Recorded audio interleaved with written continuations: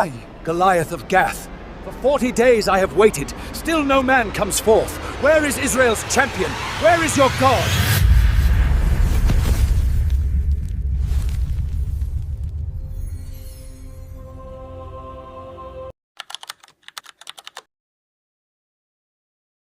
His voice tore through the valley like thunder, shaking the hearts of every soldier who listened. His armor gleamed like fire under the sun, and his spear seemed more like a tree than a weapon. Each word he spoke carried not only arrogance, but the crushing weight of despair. To the Israelites watching from across the field, he was more than a man. He was a storm, a curse, a reminder of their weakness.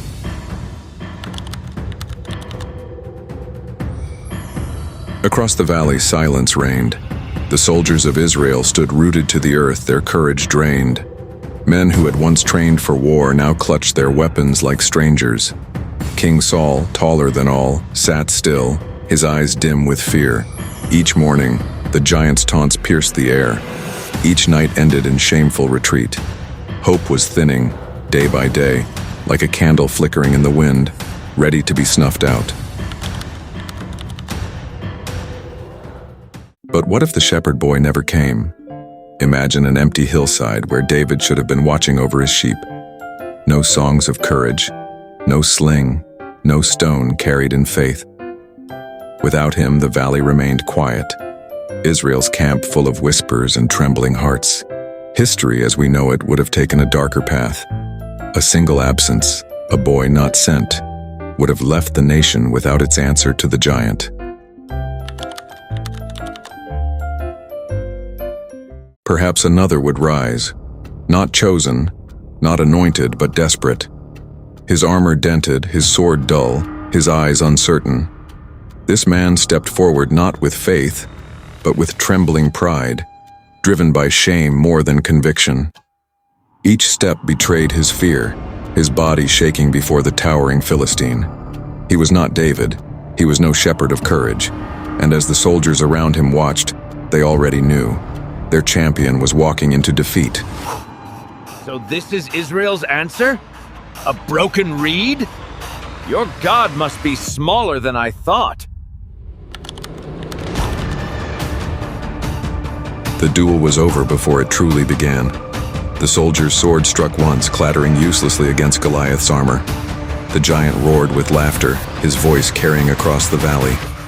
Then, with a single swing of his spear, the challenger fell lifeless to the dust. The sound of his body hitting the ground silenced Israel's camp.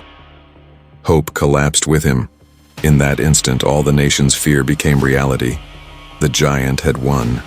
Panic spread like fire. Israel's lines broke.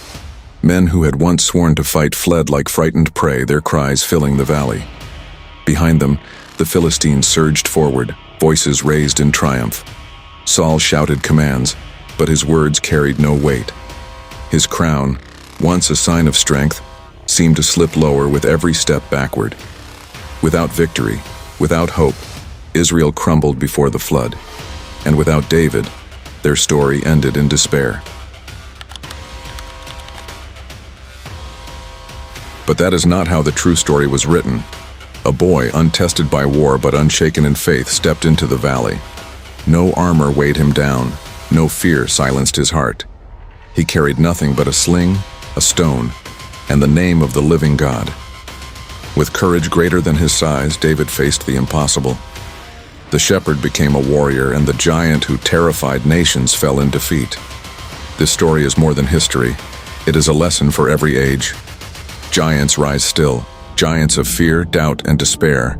Voices still mock, daring us to believe we cannot win. But faith, even in the hands of the small, still topples the mighty. David's victory is a reminder. Strength is not in size, but in trust. The power of God in the faithful heart is greater than the weight of any giant. So the question lingers, what if Goliath had won? The world would have been darker, the story unfinished, the lesson lost. But he did not. David stood, and history was changed forever. Yet the question remains for us. When the next giant rises before you, will you stand or will you flee? The choice is yours. The giants are real. But so is the God who still gives victory.